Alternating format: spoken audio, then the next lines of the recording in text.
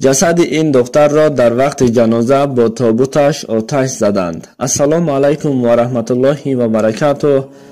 تماشابینان عزیز، این قصه از شبکه‌های اجتماعی گرفته شده است. نگاره صبح بر وقت برای بابایش چای و نان گرفته سوی ادیر راه گرفت. در اطراف هیچ کس نیست. تیز تیز راه می رفت که ناگهان یک سگ افچرکه را دید که چشمانش سرخ و به سوی این نگاه میکرد. دید و در جایش ایستاد. سگ به این نگاه کرده خرس میکرد. نگاره از هیبت سگ گذشته نتونسته در جایش می ایستاد. سگ هم باشد از جایش نمی جنبید.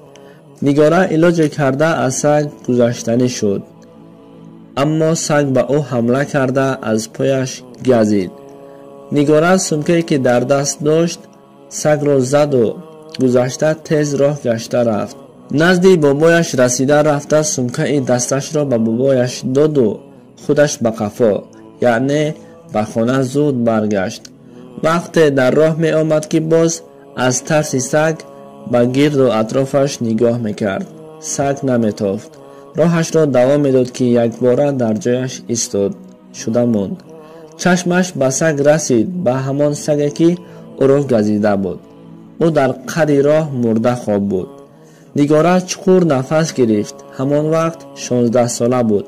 به نهایت دختر زیبا و مناسب ملت ترک بود.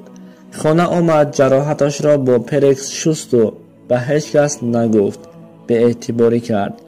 روز تا روز تنهایی را میخواست. مادرش حال دخترش را پی برده روزی از پس دخترش او را میپایید. نگاره چایی که در پیاله بود مثل سگ می نوشید. مادرش در را گشوده به خانه داخل شد. نگاره به مادرش بیرون برایت گفته داد زد. مادرش به بیرون دوان برآمده شوهرش را فریاد کرد. واقعه شده را گفت. پدرش نگاه کرد که دید نگاره مثل سگ نفس کشیده سگ بر این آب می نوشید. پدرش در را گشوده چیکار کرده استاده ای دختر جان؟ این چیکار است؟ گفته نزدش آمد. نگاره می گفت پدر جان، من شما را دوست می دارم. التماس نزدیک نشوید. دندانهایم خاریده است. می خواهم که کسی را گزم، لیکن شما را زیاد دوست می دارم. و خودم جواب گفتن نمیتونم نزدیک نشوید گفت. پدر از این حال دخترش خیلی غمگین شد. نگاره را به بیمارخانه برده آنالیز گرفتند که بیماری قتل سگ شده است. این در دوای نداشت. دخترش خیلی غمگین شد.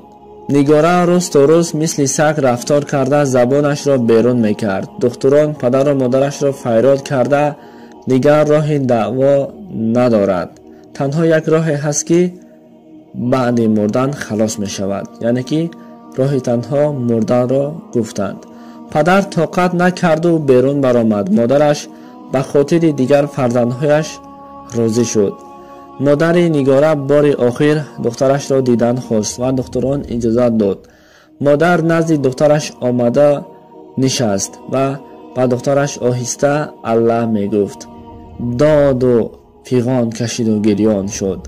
نگاره دست و پایش بسته بود. می گفت مادر جان گریه نکنید، شما را دوست می دارم. و گفت که من تشنه ماندم. مادر کمی آب را به پخته تر کرد و نزد لبانش گذاشت. نگاره باشد چشمش را آهسته پوشید و الکی دنیا را ترک کرد. جسد نگاره را در آتش سوزاندند. پدرش ای واه ای فلک، برای پدر و مادر از این دیده غم و غصه هست و به قسمت دخترش طاقت نکرده از بین چند روزی گذشت. با غم و درد و پر ارمان از پس دخترش روان شد، یعنی که پدرش نیز وفات کرد.